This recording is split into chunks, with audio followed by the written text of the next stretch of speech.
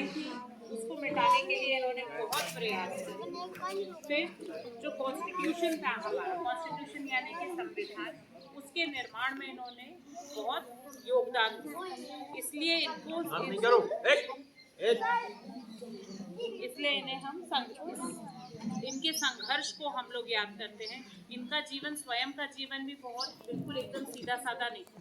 इनका जीवन शुरुआत जब हुई थी बहुत गरीब परिवार से, इनके साथ बहुत उत्पीड़न हुआ क्योंकि ये नीची जाति में थे। तो दूसरे लोग जो थे, जो अमीर लोग थे, जो बड़े लोग थे, वो लोग इनके साथ बहुत अत्याचार किया। इन्होंने क्या किया, इन्होंने एक चीज दिमाग में समझी कि यहाँ अगर जीवन में रहना है तो सिर्फ एक हथियार है हमारे पास। हम लाठी से नहीं लड़ सकते, हम डंडे से नहीं लड़ सकते। सिर्फ एक हथियार हमें लेना है, वो है विद्या का अधिकार। एक हथियार है, अगर हमारे पास विद्या है तो हम इस पूरी दुनिया के साथ लड़ सकते हैं। कोई भी हमें छोटा नहीं कहेगा, असमान नहीं कहेगा। हम सबसे ऊपर पहुंच जाएंगे अगर हमारे पास विद्या हो।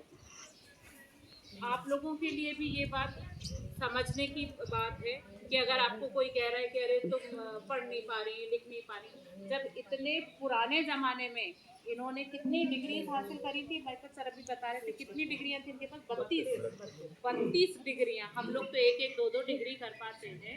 इतनी पढ़ाई करी, इनको फॉरेन भी भेजा गया। लोग अपने पैसे से भेजते थे कि जाओ तुम पढ़ के आओ, तुम पढ़ने में बहुत होशियार हो, हम पैसा लगा रहे हैं तुम्हारे जाने का, आने का, खाने का, पीने का, लेकिन तुम पढ़ो। और इन्होंने इतना पढ़ा कि समाज में इतना ऊंचा स्थान प्राप्त किया। कोई भी चीज से अपन को डरना नहीं है। अगर हमारे हाथ में विद्या है, अगर हमें पढ़ाई करनी आ गई है, तो फिर हम किसी भी चीज से हारते नहीं। विद्या सबसे बड़ी।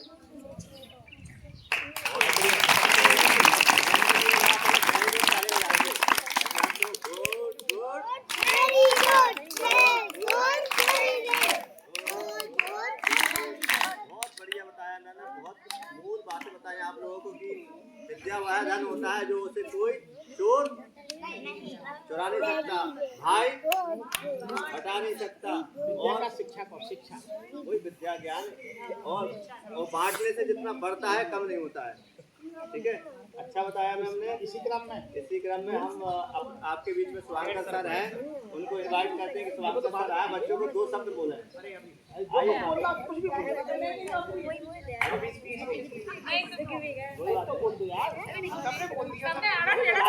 बधाई दे